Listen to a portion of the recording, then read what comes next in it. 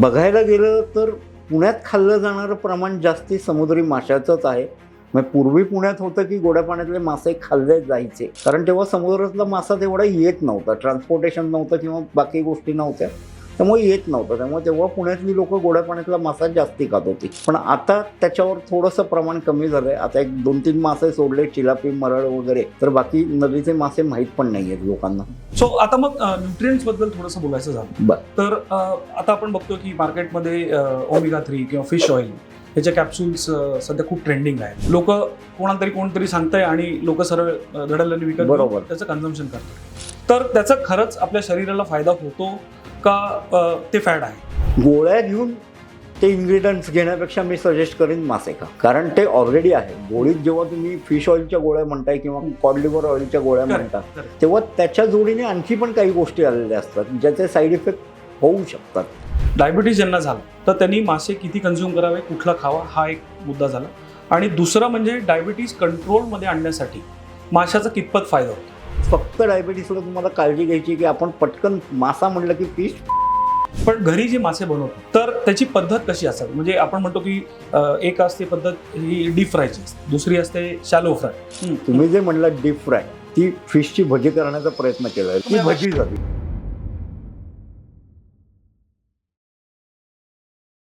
नमस्कार, मी श्री अजय देशपांडे. आज आपण एका अशा सुपर फूड बद्दल बोलणार आहोत जे नुसतं आरोग्यासाठी नाही तर ओव्हरऑल वेलनेससाठी सुद्धा फायदेशीर आहे. ते म्हणजे मासे किंवा आपण ज्याला म्हणतो फिश. आणि या विषयावर सखोल मार्गदर्शन करण्यासाठी आज आपल्याबरोबर आहेत शेफ तुषार वैद्य, ज्यांनी चव आणि आरोग्य याचा सुंदर संगम घडवून आणलेला आहे. तर पाहूयात मग. नमस्कार तुषार सर. नमस्कार. आमच्या पॉडकास्टवर आल्याबद्दल खूप खूप धन्यवाद. 25 वर्ष आपण या क्षेत्रात काम करत आहात. स्वतःचं तुमचं हॉटेल सुद्धा आहे स्पेशलाइज फिश. तर आज आपण एका स्पेशलाइज्ड सुपर फूड बद्दल बोलणार आहोत, ते की म्हणजे फिश. आणि त्यासंबंधी फिश रिलेटेड त्याचे आरोग्याशी कसे फायदे आहेत आणि ओव्हरऑल ह्युमन वेलनेससाठी काय फायदे आहेत त्याच्यावरती आपण बोलणार आहोत. सो सुरुवातीला व्ह्युअर्ससाठी इंट्रोडक्शन करण्यासाठी एक बेसिक मुद्द्यावर आपण सुरू करू की आता आपण जे ऐकतो की फिश हे 2 प्रकारचे असतात. म्हणजे एक असतो फ्रेश वॉटर फिश, दुसरा असतो सी वॉटर. तर ह्याच्यामध्ये नक्की फरक काय आणि त्याच्यामध्ये कॅटेगराईज होणारे कुठली मासे आहेत? आता पहिली गोष्ट मी थोडं करेक्ट करतो. 3 प्रकारचे फिश असतात. ओके. एक फ्रेश वॉटर फिश, एक समुद्रातले मासे आणि आता नवीन आलेले फार्मिंगचे मासे. सो फार्मिंग हा तिसरा प्रकार आहे. सो फरक बघायला गेलं तर नदीतला मासा हा गोड्या पाण्यातला आहे. त्यात मिनरल्स किंवा बाकीच्या गोष्टी आहेत त्या सगळ्या मिळतात. फार्मिंगच्या माशात थोडंसं ते कमी झालेलं असतं, कारण ते फार्म केलेले असतात. आणि समुद्रातले पाण्यातले मिनरल्स थोडे वेगळे असू शकतात, कारण ते खारं पाणी आहे. पण बघायला गेलं तर पुण्यात खाल्लं जाणारं प्रमाण जास्ती समुद्री माशाचंच आहे. किंवा ओव्हरऑल जर तुम्ही बघितलं मासे खाणारा, आपण इथनं कोकणात जातो, समुद्राचेच मासे खातो.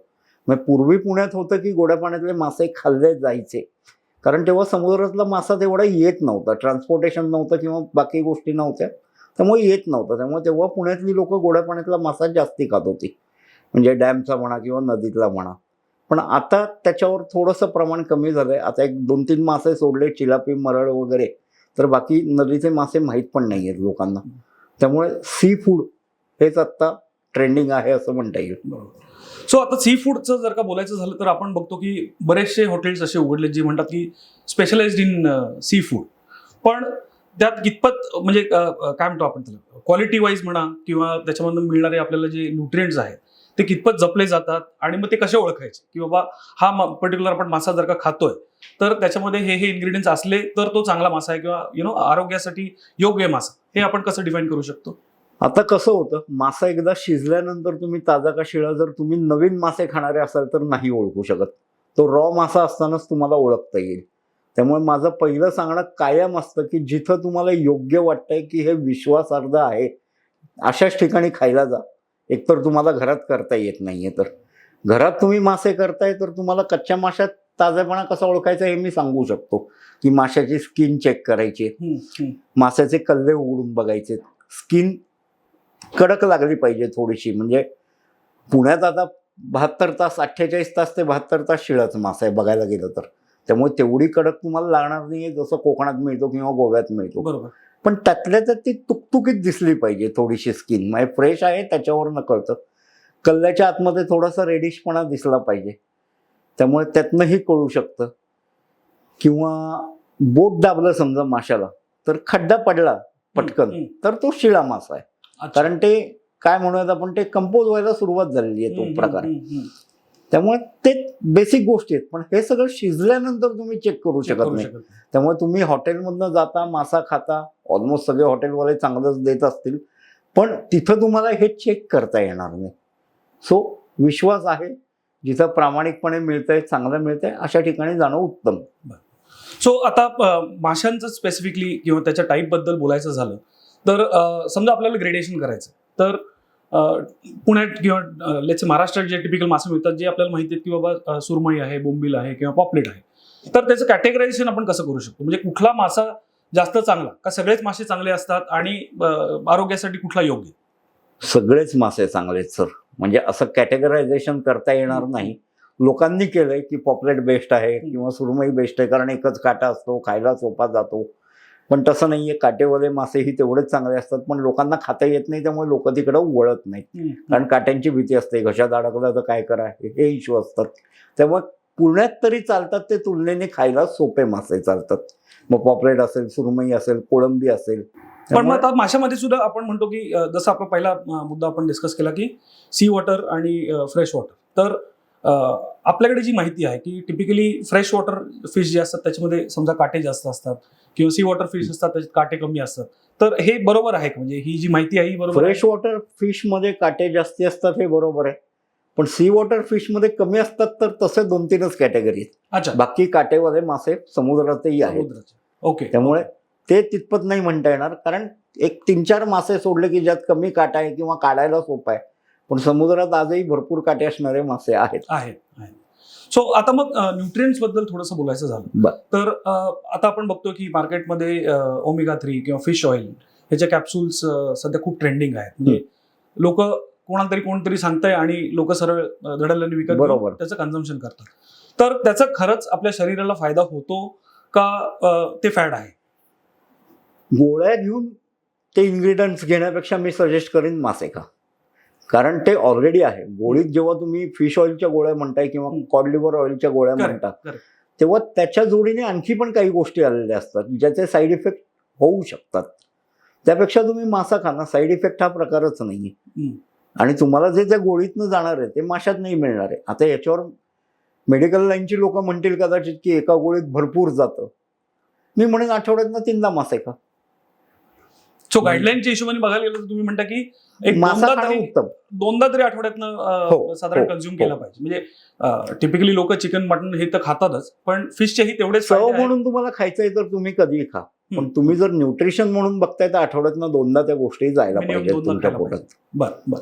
सो आता माशांच्या फायद्याबद्दल आपण थोडंसं एक्सटेंडेड बोलूया की टिपिकली जी ओल्ड लोक असतात, म्हणजे आपले म्हातारे आजी आजोबा आई वडील हे जे असतात, तर त्यांना आजकाल बघतो आपण सांधेदुखी हा एक कॉमन प्रॉब्लेम असतो. प्रॉब्लेम मुवमेंट कमी असते किंवा बरोबर आहार तसा असतो, तर ह्याचा माशांवर फायदा होतो? म्हणजे मासे खाल्ल्याने याच्यावर फायदा होतो आणि कुठले खावे? निश्चित होतो. सांधेदुखी करता तुम्हाला जर बघायचंय तर प्रोटीन आणि कॅल्शियम या गोष्टी तुमच्या सांध्यापर्यंत पोहोचल्या पाहिजेत व्यवस्थित. सो प्रोटीन भरपूर असलेले मासे कुठले, तर लेपा नावाचा एक मासा येतो ज्याला सोलफिश म्हणतात. लेपा चांगला आहे, सुरमईत प्रोटीन चांगले आहेत, पॉपलेटमध्ये आहेत, बोंबिलमध्ये उत्कृष्ट आहेत, आणि खाडीचा एक छोटा मासा येतो तारली नावाचा, अच्छा, ज्याला सार्डिन म्हणतात. करेक्ट. सो तारलीमध्ये खूप प्रोटीन आहेत, पण त्याला काटा खूप आहे, त्यामुळे लोक टाळतात तो मासा खायला. तो थोडासा स्ट्रॉंग आहे फ्लेवरमध्ये, तो एवढाच येतो तारली, पण सुंदर मासा आहे तो. पण आता मग फ्लेवरचं जर का आपण बोललो तर एक आपण बघतो की माशामध्ये आता पॉपलेट झालं किंवा सुरमई बोंबील झालं, ह्याचं साधारण तयार करताना किंवा कुक करताना त्याचा साधारण कमी वास येतो, माइल्ड फ्लेवर असतो. पण आता काही मासे जे असतात आपण सुकट म्हणतो, तर सुकट बनवताना म्हणजे तुम्ही घरी बनवलं की आजूबाजूच्या 4 बिल्डिंग कळायला पाहिजे की बाबा यांच्याकडे काहीतरी माशाचं कारण सुकट ही वाळवलेली आहे ना. तुम्ही उद्या सुरमई वाळवलं तरी तोच फ्लेवर येणार आहे, तसाच येणार आहे. तुम्ही फ्रेश खाता तेव्हा वास कमी. सुकट बनते कोळंबीपासून, बरोबर. कोळंबीचा वास कुठे येतो सर? पण ती जेव्हा वाळवता तुम्ही मीठ लावून, तेव्हा ती वासच येणार. हो, मग तसं आपण ते ओले बोंबील आणि सुके बोंबील सुक्या बोंबिलाचाही वासच येतो. सेमच साधारण त्याचं दोन्ही हे आहे. बोंबील थोडासा नाजूक मासा आहे सर, हं. त्यामुळे ओले बोंबील खाताना पण त्याचा ताजेपणा व्यवस्थित असेल तरच वास येणार नाही तो ओल्या बोंबलालाही वास येतो. वास आहे कारण ओला बोंबील पटकन उतरतो, पटकन खराब होतो. पण आता मग माशांचं जर का बोलायचं झालं, म्हणजे आपण मगापासून आरोग्याला होणारे फायदे माशामुळे याच्याबद्दल बोलतोय, तर ज्या लोकांना आता टिपिकली डायबिटीज, म्हणजे आता डायबिटीज आपण बघतोय की पूर्वी जसं म्हणायचो की जे थोडे एजेड लोक होते त्यांना व्हायचं, पण आजकाल डायबिटीज आजकाल सरसकट कुणालाही होतो. सो दोन माझे प्रश्न प्रॉब्लेम ह्याच्याशी निगडीत आहेत की एकतर डायबिटीज ज्यांना झालाय तर त्यांनी मासे किती कन्झ्युम करावे, कुठला खावा, हा एक मुद्दा झाला. आणि दुसरं म्हणजे डायबिटीज कंट्रोलमध्ये आणण्यासाठी माशाचा कितपत फायदा होतो. पहिला प्रश्न जो आहे, डायबिटीसला मासे कुठले चालतात, तर रावस चांगला आहे. ओके, सुरमई चांगली आहे डायबिटीस करता. तुमचं बोंबील चांगलं आहे, लेपा चांगला आहे, तारली चांगला आहे, घोळ चांगला आहे. हे असे मासे तुम्ही घेऊ शकता. आणि चालणार कुठलं नाही असं स्पेसिफिक नाही आहे, बेसिकली सगळे चालते. फक्त डायबिटीसला तुम्हाला काळजी घ्यायची की आपण पटकन मासा म्हटलं की फिश फ्राय खातो, सो तो तेलात फ्राय झालेला आहे, त्यामुळे डायबिटीसला ते नको. अच्छा, तुम्ही करी खा, कालवण बनवून खा, किंवा थोडंसं थिक ग्रेव्ही बनवून खा, त्यात व्हरायटी ठेवा. तळलेला खा पण खूप नकोय, नाहीतर मग त्या डायबिटीसला काहीच फरक पडणार नाही, कारण तेलामुळे कार्बोहायड्रेट वाढणार आहेत. सो एक समजा आपल्या व्ह्युअर्ससाठी मेसेज द्यायचा झाला की घरी जे बनवतात, आता बाहेर बनवतात त्याच्यावर आपला कंट्रोल नसतो, हे तुम्ही सांगितलं आणि माहिती पण आपल्याला, पण घरी जे मासे बनवतात तर त्याची पद्धत कशी असावी. म्हणजे आपण म्हणतो की एक असते पद्धत ही डीप फ्रायची असते, दुसरी असते शॅलो फ्राय, किंवा काही लोक केळीच्या पानात ते उकडून वगैरे काही काही असे प्रकार असतात ते करतात. तर यातलं आयडियली कुठलं केलेलं. तुम्हाला फिश फ्राय खायचं आहे तर compulsory shallow fry. Okay, rather fish fry करायची पद्धतच शॅलो फ्राय. तुम्ही जे म्हणलं डीप फ्राय, ती फिशची भजी करण्याचा प्रयत्न केलाय. हो, कारण बऱ्याच ठिकाणी आपण बघतो भजी झाली. प्रॉन्स कोळीवाडा ही एक कॉमन डिश आहे की ती म्हणजे लोक इतकी आवडीने खातात, पण त्यांना हे कळत नाही की बाबा हे डीप फ्राय केलेलं आहे. नाही, म्हणजे मासा डीप फ्राय मासा होतच नाही सर, करूच नाही. ओके, कारण तुम्ही कोकणात जा किंवा कुठेही जा कोस्टल भागात, तुम्हाला ऑलमोस्ट रोस्ट केलेला मासा असतो तो. बरोबर. शॅलो फ्राय म्हणजे काय, तर तव्यावर थोडंसं एक चमचाभर तेल टाकून फक्त तो रोस्ट करायचा आहे. तो मासा चिकटू नये एवढंच तेल ठेवायचंय, त्यामुळे तेच प्रॉपर पद्धत आहे. ओके. आता दुसरं तुम्ही म्हणालात केळीच्या पानात, ती एक सुंदर पद्धत आहे. तो वाफवलाच जातो, त्यामुळे त्याला तेल बिल जास्ती प्रमाणात लागत नाही, त्यामुळे ती खूपच सुंदर पद्धत आहे. ओके, पण ती सगळ्यांनाच अपील होते असं नाही, कारण त्याचा मसाला पण वेगळा करायला लागतो तुम्हाला. आणि फ्रायची जी मजा आहे, कुरकुरीत फ्रायची आपण म्हणतो, ती त्यात नाही. सो एक चेंज ऑफ टेस्ट म्हणून ते छान आहे. पण फ्राय करायचं असेल तर शॅलो फ्राय खा, डीप फ्राय खाऊ नका. आणि बऱ्याच ठिकाणी रादर खूप ठिकाणी तुम्हाला डीप फ्राय मासा मिळतो. एक्झॅक्टली. बोंबील वगैरे पण हे डीप फ्रायच केले जातात भजी सारखे. बरोबर, जे चुकीचं आहे कम्प्लिटली. Okay okay. सो आता मासे बनवण्याच्या पद्धतीच्या बद्दल, म्हणजे आपण शॅलो फ्राय करावा का डीप फ्राय करावा हे तुम्ही क्लॅरिटी दिलीच. पण आता मसाले जेव्हा आपण बोलतो, म्हणजे माशाला लावणारे मसाले, सो हॉटेलमध्ये आपण टिपिकली बघतो की माशाची जी चव येते ती माशाची ऍक्च्युअल चव नसते, त्याला लावलेलं वरचं जे कोटिंग आहे किंवा त्याचा मॅरिनेशन ज्या प्रकारे केलं जातं त्याची चव असते. तर मसाला किती प्रमाणात वापरावा, किंवा मासा कुठला घ्यावा ज्याला मसाले कमी लागतात, जेणेकरून फिशची ऍक्च्युअल टेस्ट आपल्याला कन्झ्युम करता येईल. सर बेसिकली काय आहे, मासा हा स्वतः सुंदर प्रोडक्ट आहे, त्यामुळे त्याला आणखी काही मेकअप करायला जाऊ नये असं मला तरी वाटतं. थोडासा करावा, काय करायचं. सो मसाला एकदम लाईट ठेवला पाहिजे, तर माशाचा फ्लेवर बाहेर येईल, ओरिजिनल माशाचा फ्लेवर कळेल. खूप ठिकाणी काय होतं की खूप मसाला लावून ना माशाचा फ्लेवर तुम्हाला मिळतच नाही, तुम्हाला त्या त्या ठिकाणची टेस्ट म्हणून त्या मसाल्याचा फ्लेवर मिळतो. सो मसाला तुम्हाला आवडेल तसा लावा, तुमची जी पद्धत असेल ती. कारण जर भारताला आपण मासा खायच्या काही बेसिक पद्धती बघितल्या तर गोवन आहे, कारवारी आहे, कोकणी आहे, मालवणी आहे. प्रत्येक ठिकाणचा मसाला वेगळा आहे.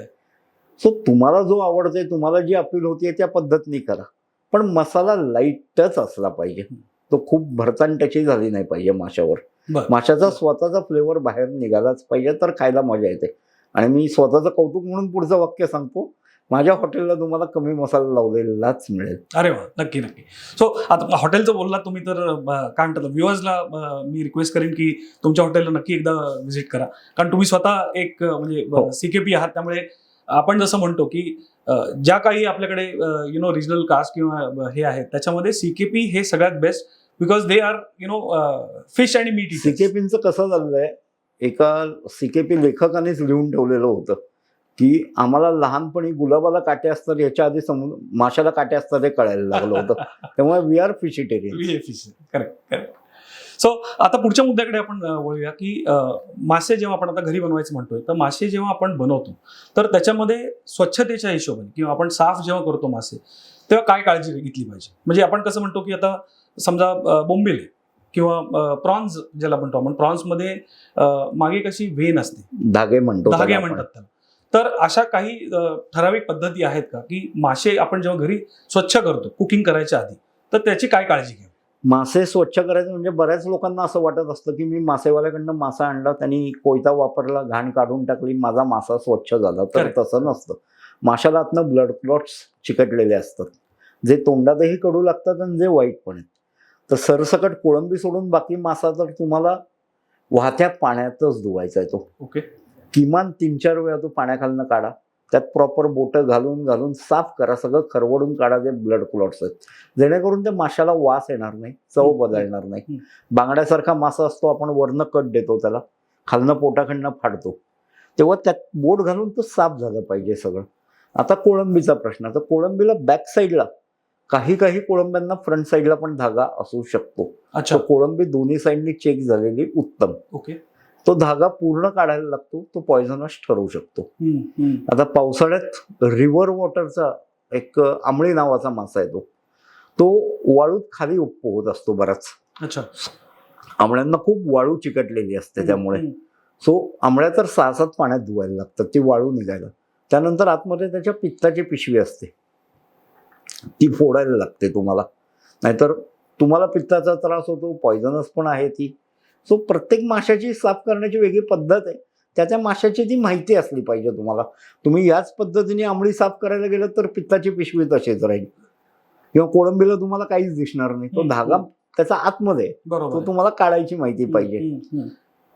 त्यामुळे प्रत्येक मासा एका सरधोपट पद्धतीने तुम्हाला साफ नाही करता येणार आहे, प्रत्येकाला वेगळे. तुम्ही सुरमई कट पीस आणता, बऱ्याच वेळेला तुम्ही पीस कट करून आणलाय, तुम्ही पाण्याखाली छान धुतलात, पण त्याला जिथं मध्ये त्यांनी घाण काढलेली असते तिथे एक गोळा तयार झालेला असतो, त्या गोळ्यात जे चिकटलेले ब्लड क्लॉट्स असतात तेही तुम्हाला काढायला लागतात. सो आता मासे जेव्हा आपण स्वच्छ करायचं म्हणतो की टिपिकली आता अर्ध्याच्या वर लोक बाहेर तुम्ही म्हणताय तसं मासे कट करूनच आणतात, कारण त्यांना जे प्रॉब्ली घरी स्वच्छ बिच्छ करायचे फारसे एफर्ट्स घ्यायचे नसतात. तर त्याच्यामध्ये एक साधारण असं जाणवलंय की फिश जेव्हा आपण बाहेरनं आणतो तेव्हा त्याची शेपटी आणि डोकं हे टिपिकली कट करून लोक म्हणतात की बाबा इधर आम्हाला नकोच, किंवा आणतात आणि मग कोणाला तरी देऊन टाकतात. तर त्याच्यामध्ये असे काही न्यूट्रिएंट्स किंवा असे काही महत्वाचे घटक आहेत का की जेणेकरून आयडियली आपण ते खाल्लं पाहिजे, का ते टाकलेलं हे? सर, जे माशात आहेत ते शेपटी आणि डोक्यात आहे. सो डोकं एक समज आहे असं म्हणा, किंवा काही आम्हाला लहानपणापासून की डोक्याची करी करायची, डोक्याचं कालवण करायचं, डोकं शेपटीचं. त्यांनी बुद्धी वाढायला किंवा तेज व्हायला मदत होते, कारण मासा हा हुशार समजला जातो. त्यामुळे त्या डोक्यात तो अर्क काढून घ्यायचा सगळा. सो आजही टिपिकल मासे खाणार आहेत त्यांच्याकडे डोकं शेपटीचीच करी केली जाते, बाकी फ्राय केले जातात, 2-4 पीस त्या करीत टाकले जातात, कालवण म्हणतो. ते डोकं शेपटीच्या कालवणाला टेस्ट पण खूप येते, पौष्टिक पण आहे. सो ते वेस्ट करण्यापेक्षा त्याचं कालवण बनवत जा. पण वन्स अगेन एक नियम सांगतो, जेवढा तुम्ही मासा काळजी घेऊन साफ केलाय त्याच्या तिप्पट काळजी डोकं साफ करताना घ्यावी लागते. Okay okay. त्यामुळे ती रिस्क घेताना आधी ते साफ कसा करायचा हे शिकून घेतलेलं उत्तम, कारण डोकं खूप साफ करायला लागतं. तर आता तुम्ही म्हटलात की त्याच्यामध्ये माशामध्ये खूप सारे हे असतात. सो आपण म्हणतो की लहान मुलं जी असतात, तर आता लहान मुलं कॉमन आपण जे बघतो की बाबा पेरेंट्स जे असतात ते त्यांना काय काय सप्लिमेंट्स वगैरे देत असतात की बाबा जेणेकरून मुलाची बुद्धी चांगली वाढवू किंवा त्याचं ग्रास्पिंग पॉवर वाढवू. तर माशाचा ह्याच्यामध्ये काही फायदा होऊ शकतो आहे ना सर. बुद्धी करता मासा खूपच चांगला आहे. स्पेसिफिक तुम्ही लहान मुलांना देताय तर बुद्धीच्या जोडीने शारीरिक वाढ हा पण एक ऍस्पेक्ट बघितला पाहिजे. ज्यात मी तुम्हाला सांगू शकतो मुलांच्या आहारात तारली जाऊ द्यात भरपूर. ओके. पण तो काट्यावाला मासा आहे त्यामुळे शक्यतो काटे व्यवस्थित काढून मुलांना द्या, स्वच्छ. मुलांना खायला देऊ नका. पॉपलेट जाऊ द्यात, सुरमई जाऊ द्यात, पण तारली जास्ती प्रमाणात असू देत, लेपा असू देत, बोंबील असू देत आहारात. बोंबील खायला मुलांना सोपा आहे. छोटे मासे मुलांना भरपूर द्या, कारण त्यात कॅल्शियम खूप आहेत. काय असतं, छोटा मासा आपण जनरली काट्यासकट खातो. काट्यासकट खात असल्यामुळे त्यात कॅल्शियम त्या काट्यात खूप असतं. आता छोट्या मासात काय काय येतं, तर तुम्ही मळे म्हणा किंवा तारली, मी म्हणलं तसं तारली हा आकारने एवढा एवढा तरी आहे. छोटे म्हणजे अगदी छोटे असतात. मग त्याला तुम्ही मांदेली म्हणून घेऊ शकता. मी मगाशी नाव घेतलं पावसाळ्यातल्या आंबळ्या, त्या पण छोट्याच असतात. आंबळ्या म्हणजे सिल्वर फिश का? Silver fish Okay. नदीतच मिळतो तो, आणि तो पावसाळ्यातच मिळतो फक्त. आंबळे आहेत, मांदेली आहे. मांदेली सारखाच दिसणारा एक मासा आहे जो खूप कमी जणांना माहिती आहे, त्याला मोदकं म्हणतात. अच्छा. मोदक नाही, मोदकं. मोदक. तो सिल्वर आणि व्हाईट असतो. सो तो चांगला मासा आहे लहान मुलांना द्यायला. बांगडा चांगला आहे. राणी मासा चांगला आहे. फक्त सुरमई जेव्हा द्याल तेव्हा साईज कमी असलेली सुरमई आणा, कारण सुरमई जेवढी मोठी असते साईजला त्यात पाऱ्याचं प्रमाण जास्ती असतं. ओके. सो तुम्ही मोठं झाल्यावर ते पचवू शकता, पण लहान मुलांना शक्यतो नको. सो साधारण मर्क्युरी ज्याला म्हणतो. अर्धा किलो ते 1 किलोच्या दरम्यानची सुरमई तुम्ही घेतली तर पारा कमी असतो त्यात. ओके. ओके. आणि मग माशाचे आता विविध उपयोग किंवा त्याचे बेनिफिट जे आहेत ते आपण समजून घेतो. तर त्वचेसाठी म्हणजे आपण ज्याला म्हणतो की ग्लोईंग स्किन किंवा सॉफ्ट स्किन, अशासाठी कुठले मासे तुम्ही रेकमेंड कराल का? तर स्किन करता बघायला गेलं तर रावस खूप चांगला आहे. रादर मी सजेस्ट करेन, चणक नावाचा मासा मिळतो. चणक गोवा साईडला भरपूर खाल्ला जातो. पुण्यात अजूनही चणक खाण्या इतपत तेवढा अवेअरनेस झालेला नाहीये. त्याला गोव्यात बरेच जण चणक म्हणून म्हणतात. It's a white snapper. अच्छा. ओके. हा काय म्हणूयात आपण, फायटर कॅटेगरीतला फिश आहे. आणि त्याचं जर तुम्ही तोंड बघितलं कच्च्या माशाचं, त्याच्या तोंडाच्या इथं त्याला असे करवतीसारखे दाते असतात. सो चणक पकडणं खूप अवघड आहे, कारण तो जाळं फाडून बाहेर निघतो. ओके. कारण त्याला अख्खे करवतीचे दाते असतात. फायटर फिश असल्यामुळे त्याला ती नैसर्गिक संरचना दिलेली. बरोबर. दुसरी गोष्ट, तुम्ही पकडलात त्यातल्या त्यात, तरी तुम्ही जेव्हा तो हातात धरायला जातो तेव्हा तुमचा हातही कापतो त्याने. सो फार काळजी घेण्याचा मासा आहे तो. चणक हा समुद्रात मिळतो, व्हाईट स्नॅपर म्हणतात त्याला. चणकचाच एक अवतार आहे जो गोड्या पाण्यात मिळतो, त्याला जिताडा म्हणतात. ओके. अत्यंत सुंदर फिश आहे, अत्यंत टेस्टी मासा आहे. जिताड्याचा आता रायगड साईडला तुम्हाला रायगड डिस्ट्रिक्टमध्ये शेती होताना दिसेल. जिताड्याचं फार्मिंग चालू केलं आणि त्या फार्मिंगमध्ये काही ठिकाणी भात शेतीतला जिताडा मिळतो, जो तर सर्वोत्कृष्ट आहे. अच्छा. भात शेतीतल्या जिताड्यासारखी चव कुठंच नाही सर.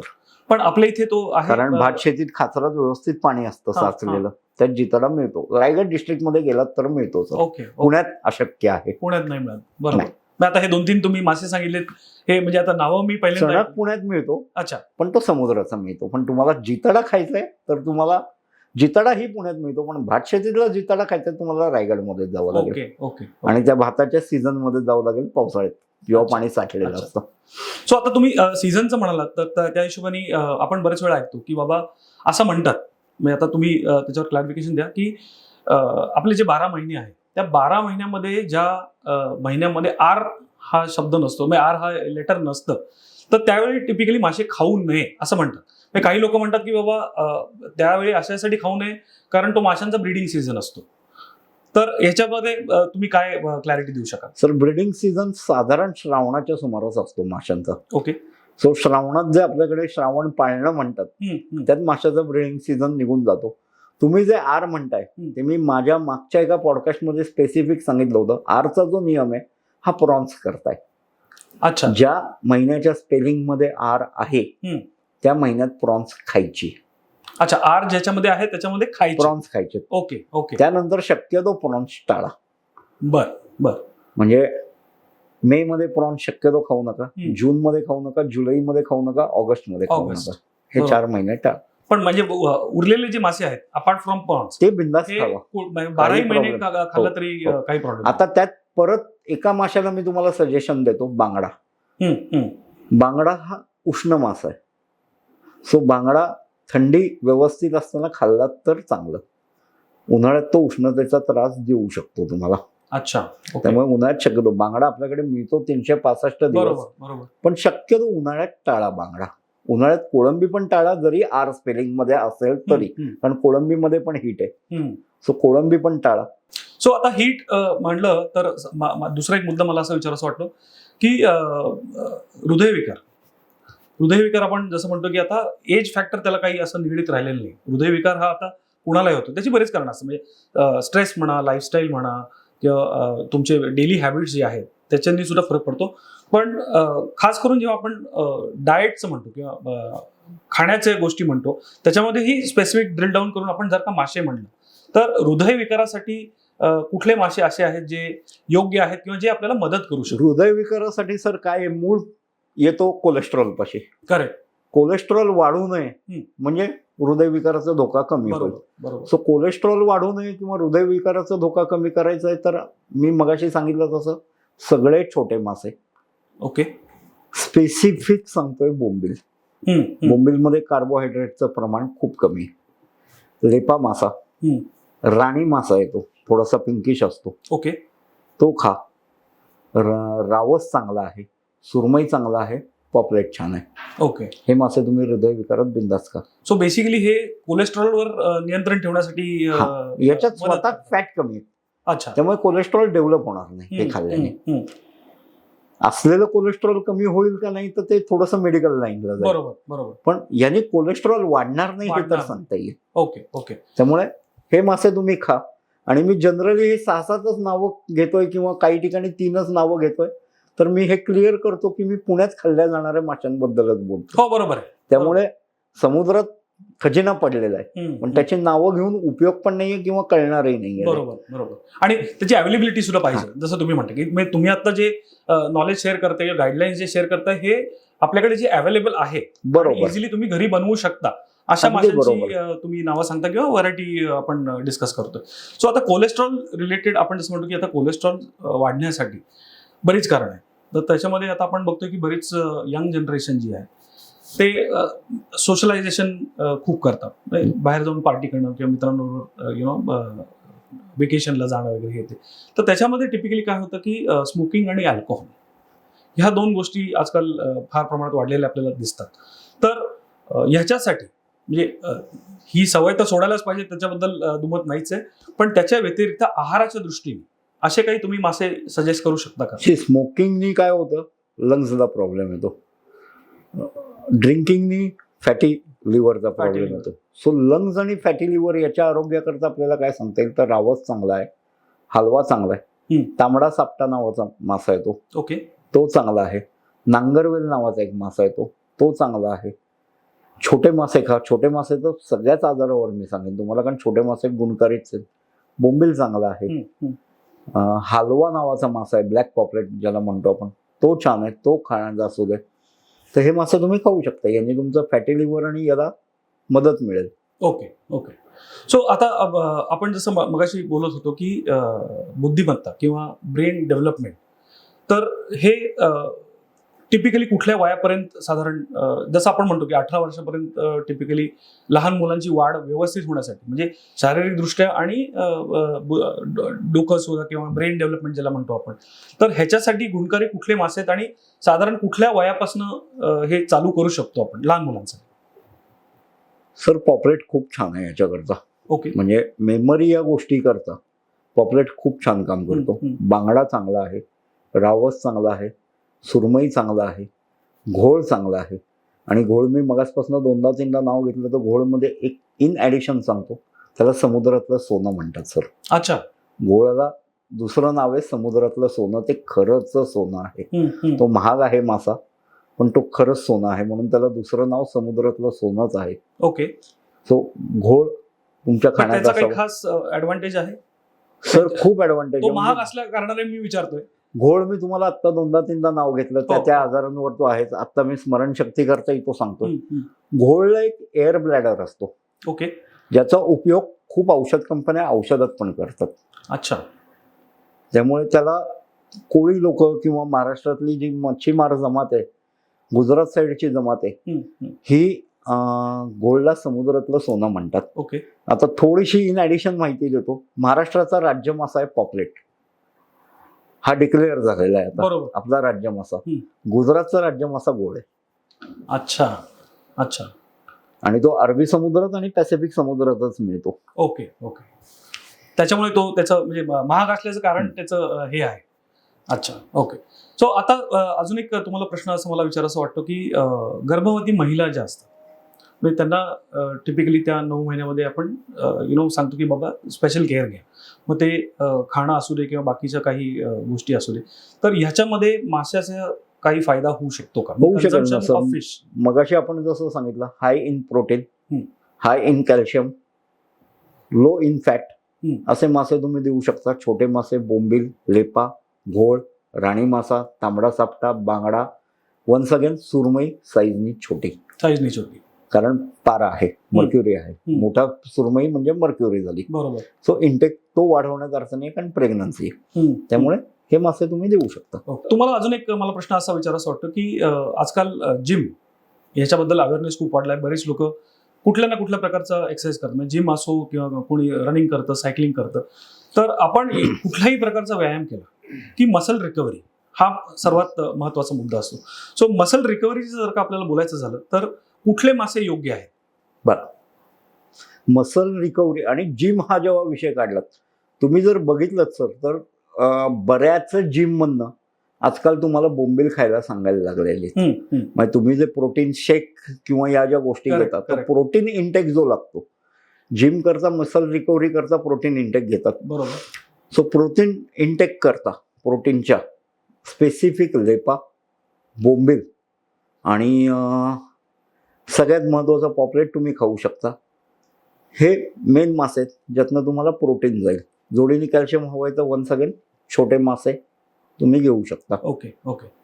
सो आता शेवटचा माझा प्रश्न असा राहील की मला फक्त एक थोडंसं सांगायचं होतं. बोंबीलचा विषय आता निघाला म्हणून आपण ओल्या बोंबलाबद्दल खूप बोलतोय. मगाशी बोलता बोलता एक विषय निघाला होता वाळवलेला बोंबील किंवा ड्राय बोंबील, ज्याला खूप वास येतो. आणि सर, सुका बोंबील ही आहारात असणं तेवढंच गरजेचं आहे. बऱ्याच जणांना आजच्या लाईफमध्ये झोपेचे प्रॉब्लेम्स खूप आहेत. बरोबर बरोबर. ज्याला आपण निद्रा नाश म्हणूयात. सुका बोंबील त्याच्यावर काम करतो सर. अच्छा ओके. सुका बोंबील खूप चांगला आहे त्याकरता, वाळवलेला बोंबील. सो निद्रा नाश या गोष्टी करता. ओला बोंबील तर सगळ्याला चांगलाच आहे, कार्बोहायड्रेट नाहीये, काही नाहीये, पण स्पेसिफिक निद्रा नाशाकरता सुके बोंबील खूप छान आहेत. Okay okay. सो शेवटचा प्रश्न मला तुम्हाला असा विचारायचं वाटेल की म्हणजे माझ्या मते व्ह्युअर्सनाही हा प्रश्न असेल की तुम्ही जे डिस्क्रिप्शन दिलं किंवा माशाचे फायदे आपल्या आरोग्यासाठी कसे कसे होतात, तर लोक म्हणतील की बाबा अरे तुम्ही तर शेफ आहात, पण तुम्ही माहिती जी दिली आहे ती डॉक्टर लेवलची माहिती दिली. तर तुम्ही शेफ असून म्हणजे मेडिकल क्वालिफिकेशन तुमचं नसताना आणि तुम्ही शेफ असताना हे कसं काय तुम्हाला एवढी सगळी इन्फॉर्मेशन आहे? सर, त्यामागं सगळ्यात महत्त्वाचं कारण आहे म्हणजे मी जसं 25 वर्ष या इंडस्ट्रीत आहे, या इंडस्ट्रीच्या जोडीने मी सेल्स अँड मार्केटिंगला काम केलेलं आहे. अच्छा. सेल्स अँड मार्केटिंगचा बेसिक नियम मला माहिती आहे. माझ्या प्रोडक्टची पूर्ण माहिती माझ्याकडे असली पाहिजे. हॉटेल वैद्यच काय, समजा मी शेफ म्हणून उभा राहतो, मीच सेल्स अँड मार्केटिंगवाला आहे, सगळं मीच आहे, कारण स्टाफ नाही आहे माझ्याकडे, मी एकटा काम करतो. तेव्हा माझ्या समोर आलेल्या क्लायंटला त्या माशाबद्दल पूर्ण माहिती देणं मला योग्य वाटतं, कारण ते माझं प्रोडक्ट आहे. बरोबर आहे, बरोबर. त्यामुळे ही सवय तिथनं आलेली आहे की माझ्या प्रोडक्टबद्दल पूर्ण माहिती स्वतः करून घेणं. तुषार सर, जाता अजून एक प्रश्न की तुम्ही बऱ्याच माशांची नावं घेतली, म्हणजे काही नावं तर अशी होती की मी पहिल्यांदा ऐकली किंवा व्ह्युअर्स सुद्धा माझ्या मते त्यांना पहिल्यांदाच ऐकायला मिळाले असतील. तर हे मासे आपल्या इथे रेडीली अवेलेबल आहेत का? आणि समजा नसतील तर तुम्ही अवेलेबल करता का? कसं तुम्ही अरेंज करू शकता? मी जी नावं घेतली सर ते सगळे मासे म्हणजे सुरमई, पॉपलेट, बांगडा, बोंबील, लेपा हे तर आपल्याकडे असतातच. ओके. पण काही स्पेसिफिक नावं तुम्ही जी म्हणताय त्यातला घोळ आहे, राणी मासा आहे, जिताडा आहे, चणक आहे, व्हाईट स्नॅपर, बरोबर, हे आपण ॲज पर ऑर्डर बनवून देतो. फक्त एक 2-3 दिवस आधी मला सांगितलं आणि तेव्हा जर मार्केटमध्ये अवेलेबल असेल तर आपल्या इथं ते मिळून जाईल. अच्छा. कारण हे मासे नवीन असल्यामुळे हे प्रत्येकालाच बनवता येतात असं नाही, बरोबर, किंवा कसे बनवायचे हे माहीत नसतं. नाही, दुसरी गोष्ट म्हणजे अवेलेबिलिटी हा एक मोठा अवेलेबिलिटी होते पुण्यात सर, फक्त ती आज तुम्ही सांगितली आणि आजच दिलंय असं होणार नाही. मला सांगून ठेवा, माझ्याशी कॉन्टॅक्ट करा, मला हा मासा खायची इच्छा आहे, मी तुमचा नंबर माझ्याकडे सेव्ह ठेवून जेव्हा तो अवेलेबल असेल तेव्हा तुम्हाला माझ्याकडनं कॉल येऊन जाईल. ओके. सो शेफ तुषार, पॉडकास्टवरती आल्याबद्दल खूप खूप धन्यवाद. आणि आपण परत अजून डिटेल्ड एक एपिसोड करू. शुअर, एक स्पेसिफिक कॅटेगरी घेऊन त्याच्यावरचे फायदे काय असू शकतात. नक्की करता येईल सर. चालेल, थँक्यू. Yes, welcome sir.